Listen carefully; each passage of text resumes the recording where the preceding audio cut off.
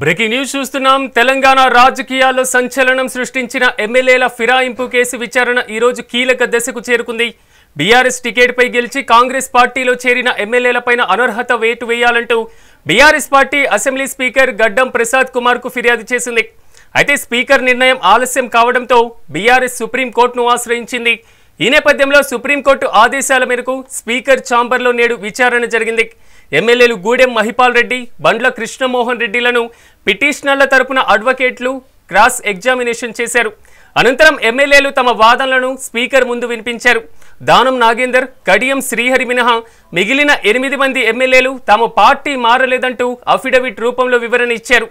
అయితే ఫిర్యాదుదారులు వారికి వ్యతిరేకంగా సాక్ష్యాలను సమర్పించారు.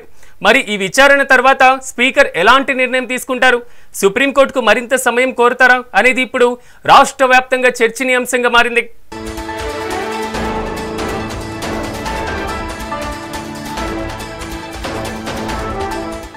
బ్రేకింగ్ న్యూస్ చూస్తున్నాం. తెలంగాణ రాజకీయాల్లో సంచలనం సృష్టించిన ఎమ్మెల్యేల ఫిరాయింపు కేసు విచారణ ఈ రోజు కీలక దశకు చేరుకుంది. బీఆర్ఎస్ టికెట్ పై గెలిచి కాంగ్రెస్ పార్టీలో చేరిన ఎమ్మెల్యేలపైన అనర్హత వేటు వేయాలంటూ బీఆర్ఎస్ పార్టీ అసెంబ్లీ స్పీకర్ గడ్డం ప్రసాద్ కుమార్ కు ఫిర్యాదు చేసింది. అయితే స్పీకర్ నిర్ణయం ఆలస్యం కావడంతో బీఆర్ఎస్ సుప్రీంకోర్టును ఆశ్రయించింది.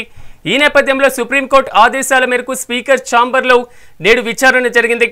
ఎమ్మెల్యేలు గూడెం మహిపాల్ రెడ్డి, బండ్ల కృష్ణమోహన్ రెడ్డిల తరపున పిటిషన్ల వల్ల అడ్వకేట్లు క్రాస్ ఎగ్జామినేషన్ చేశారు.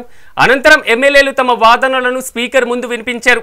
దానం నాగేందర్, కడియం శ్రీహరి మినహా మిగిలిన 8 మంది ఎమ్మెల్యేలు తమ పార్టీ మారలేదంటూ అఫిడవిట్ రూపంలో వివరణ ఇచ్చారు. అయితే ఫిర్యాదుదారులు వారికి వ్యతిరేకంగా సాక్ష్యాలను సమర్పించారు.